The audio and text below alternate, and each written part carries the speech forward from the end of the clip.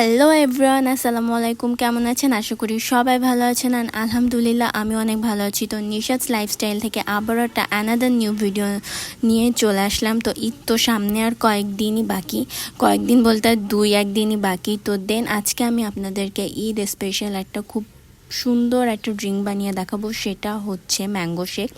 দেন আমি এখানে mango shake বানানোর জন্য আমি 4টা ম্যাঙ্গো নিয়েছি। আপনারা চাইলে এটার কোয়ান্টিটি বাড়িয়েও নিতে পারেন কি কমিয়েও নিতে পারেন, এটা আপনার ফ্যামিলি মেম্বার অনুসরণ করে করবেন।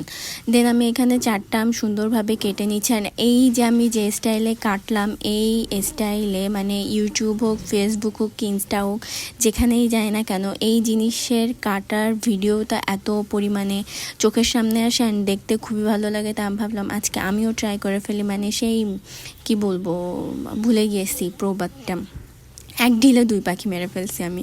আমার ম্যাঙ্গো শেকও হয়ে গেল আর ট্রেন্ডিং ভিডিওটাও আমার করা হয়ে গেল। দেন আমি এখানে 4টা আম সুন্দর মতো কেটে আটিটাকেও ছাড়বেন না, ঠিক আছে?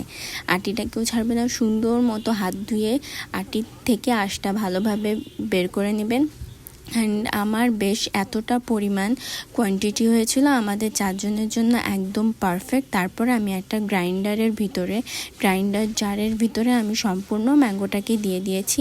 দেন এখানে আমি ইউজ করছি সুগার, আপনারা চাইলে হানিও ইউজ করতে পারেন। তো আমি এখানে মনে হয় 4-5 টেবিল চামচের মতো হচ্ছে আমি সুগার ইউজ করছি, কারণ আমি এখানে দিব কনডেন্স মিল্ক। আমি এখানে 2 থেকে 3 চামচ মেবি কনডেন্স মিল্ক ইউজ করছি, আমার ঠিক খেয়াল নাই।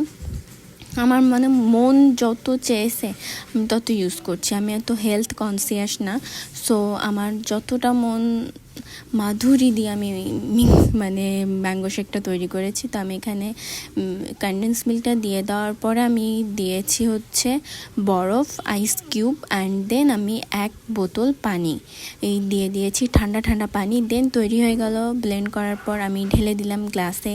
এটা খেতে এত মজা হয়েছিল অ্যান্ড এত রিফ্রেশিং লাগছিল এই ঠান্ডায়, মানে খুবই দরকার এরকম ড্রিঙ্কস। তো আশা করি এরকম আরও ভিডিও পাওয়ার জন্য অবশ্যই আমার পাশে থাকবেন অ্যান্ড পেজটাকে ফলো দিয়ে রাখবেন। আল্লাহ হাফেজ সবাইকে।